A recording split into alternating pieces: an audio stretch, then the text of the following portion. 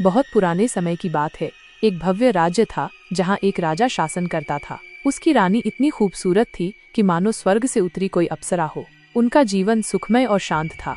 परंतु हर रात जैसे ही राजा गहरी नींद सो जाता, रानी चुपचाप बिस्तर से उठती और महल से बाहर निकल जाती।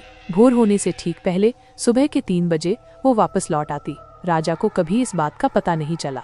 एक रात अचानक राजा की नींद टूट गई।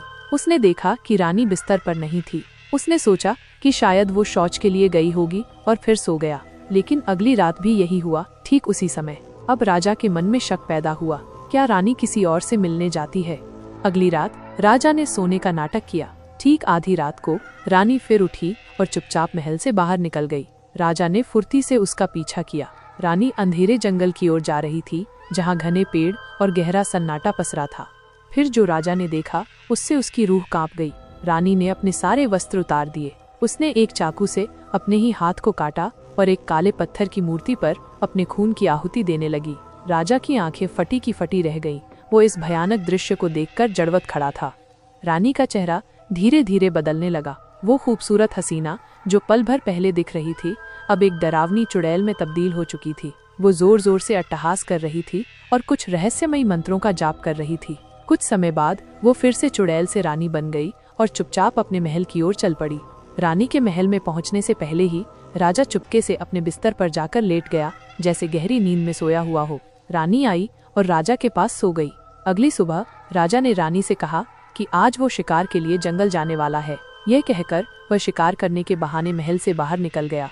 राजा सीधा गांव के आखिर में रहने वाले एक रहस्यमयी तांत्रिक बाबा के पास गया। उसने उस बाबा को पिछली रात जो कुछ भी देखा था वो सब विस्तार से बताया। तांत्रिक ने राजा की बातें ध्यान से सुनी और फिर गंभीर स्वर में कहा, जो अभी तुम्हारे महल में तुम्हारी रानी बनकर रह रही है, वो वास्तव में एक चुड़ैल है।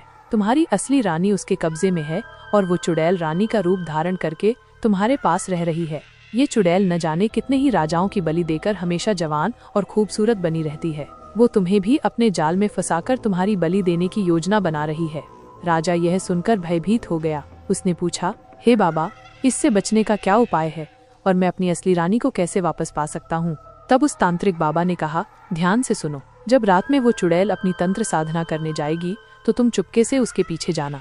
जब वो अपने सारे कपड़े उतार कर तंत्र में मग्न हो जाएगी तो उसके कपड़े चुरा लेना। ऐसा करने से वो कमजोर हो जाएगी। अब सवाल ये है कि क्या राजा उस शक्तिशाली चुड़ैल को अपने काबू में कर पाएगा और क्या वो अपनी असली रानी को बचा पाएगा? इन रहस्यों से पर्दा उठाने के लिए हमारे चैनल को सब्सक्राइब करें और आगे की कहानी जानने के लिए जुड़े रहें।